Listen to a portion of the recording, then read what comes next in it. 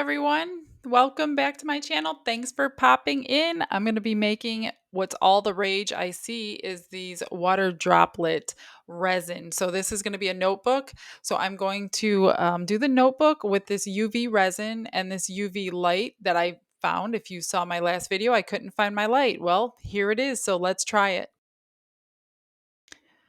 So I will not lie, this is the first time I'm using the UV resin. It's been sitting in my cabinet for a while, so I'm kind of excited to see how this works. So I'm just going to take this bottle and squeeze different little droplets on here in all different shapes and sizes. And they're just random. And then when I have them where I want them, I'm going to go ahead and try this light. So I think this light stays on for about 60 seconds at a time. So I'm not sure how many times I'm going to have to turn the light on.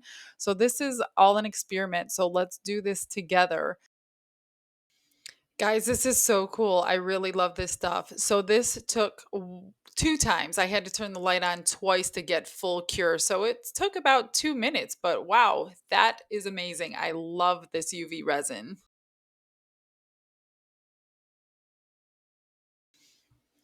So I'm just going to go ahead and get ahead of the light so I don't have to sit and wait for it every time and get all these little droplets done and placed where I want them. And I'm just going to have the light follow me behind.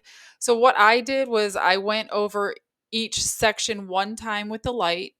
And then when I was finished with the entire thing, it was 3 sections per notebook side. And then I started all over and started at the beginning and did them again. So it was fully cured after 2 lighting sessions on each section. So whatever project you're doing, just get all the little resin bubbles wherever you want them and then use your light to cure them. I will be using this more often.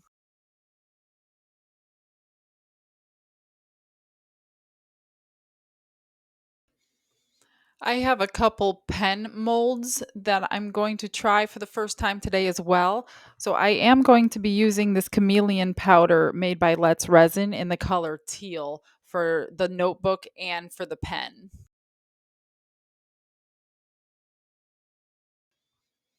So before I place the ink part of the pen in the mold, I'm going to go ahead and coat this inside section with the chameleon powder. Now, I don't know if you've never done a pen before, you have to place the back part of the pen where the opening is, where the ink would go. You have to put it in this tiny little nub, I guess you would call it, at the end of the mold so resin does not get in there because you do need airflow for the ink to run. And then the pointer part where you write with, that gets stuck into a silicone portion, so that's not getting covered with resin either. So I'm just going to get this all completely coated and then just make sure you place that ink properly because you don't want to resin that in there because these are interchangeable. You can take this out and put a new ink whenever you run out.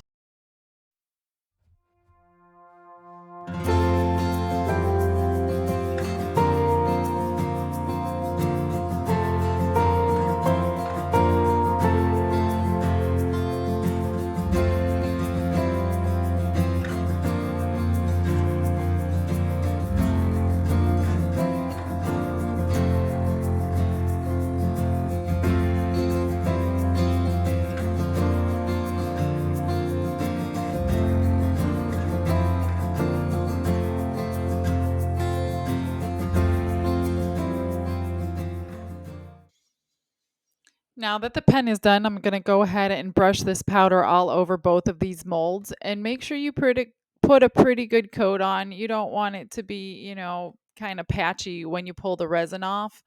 So just go over it and go over it again. And then try not to have like a lot of dust sitting around. You could tap it off. That way it doesn't float on the back of it when we pour the resin because it will float to the surface. So I'm going to go ahead and get these all painted up and then we're going to pour some resin.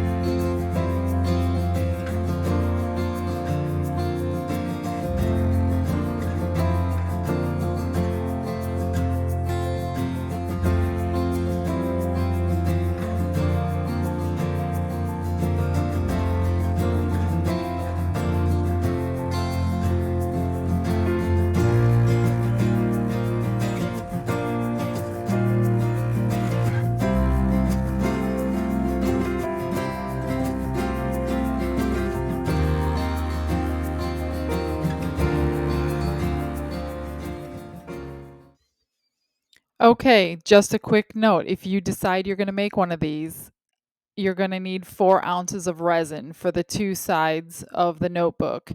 And then the pen is going to be 1 ounce. I learned the hard way because I mixed 4 ounces, not knowing I forgot to measure. I usually add water to my molds, so I know how much resin I need to mix. And then when I realized that I didn't measure it, I had already put the chameleon powder on there. So I just took a guess and I was 1 ounce short.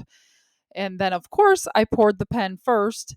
So I did have to go back and remix 1 more ounce to get them filled up. So the one thing I do want to say is don't fill the pen completely up because I did have a lot of trimming to do on the bottom of this pen. But other than that, it worked out okay. So let's get going pouring these.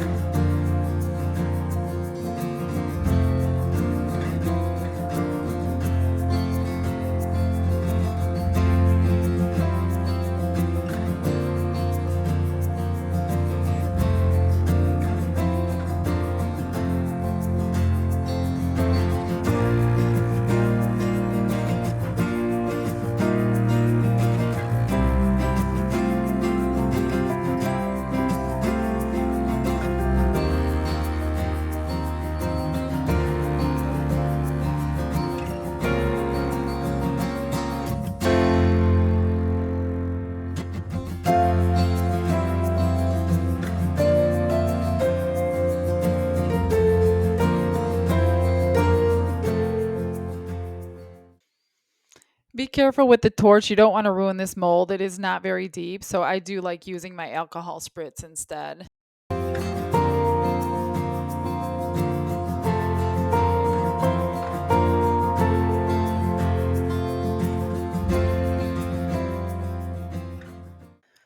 All right, guys, it's my favorite day. It's time to unmold.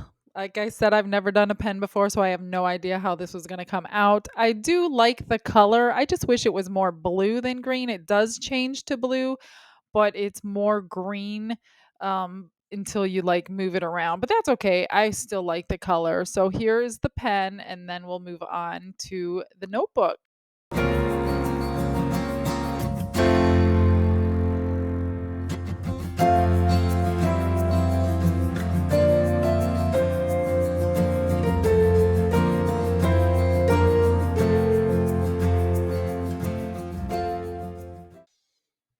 Oh my gosh, you guys, I love it. It looks so cool. It really does look like raindrops on this. You do have to try this. This looks amazing. I hope you like it as much as I do.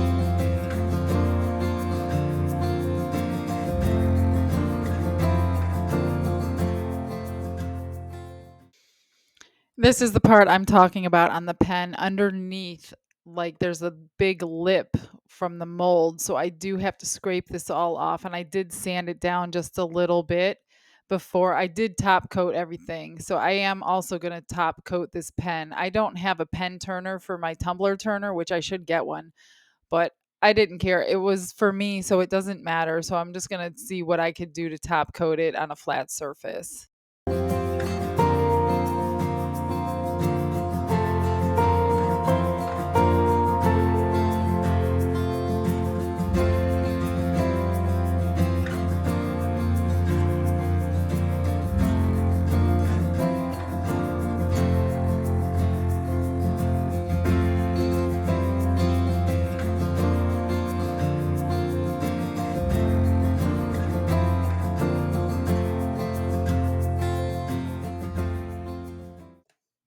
I just wanted to show you these little molds that I unmolded for the extra resin that I have. I just put little magnets on the back and I just give them away to customers as I go.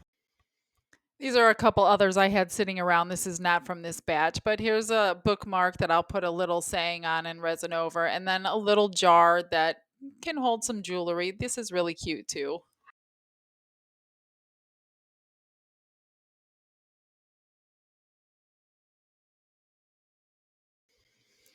I decided I'm going to put a decal on the front cover of this. So I'm just going to go ahead and position it. I already have it on the transfer tape. And then I'm going to position it where I want it. I usually eyeball it. As you know, if you've watched my videos, I never measure anything. And then I will go ahead and top coat this.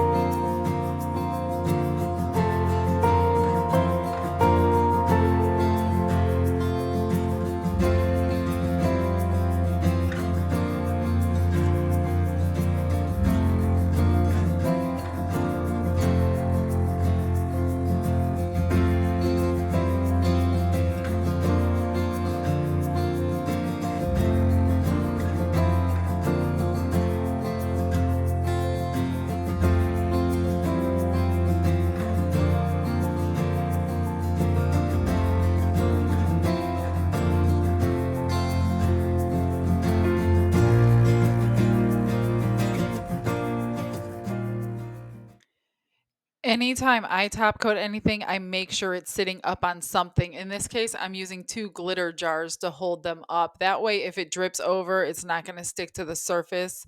But this one, I didn't drip anything.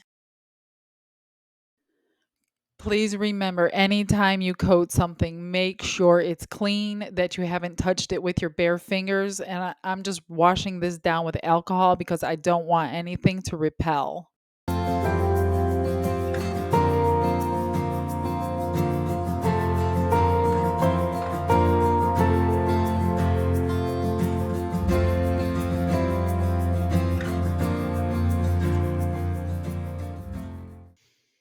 Okay, it's time to top coat, and as usual, I always have to have glitter in everything. I'm going to put this iridescence into my clear resin, and I think I mixed 40 milliliters. It took about 20 milliliters on each side. And then I did have a tiny bit left to make another magnet.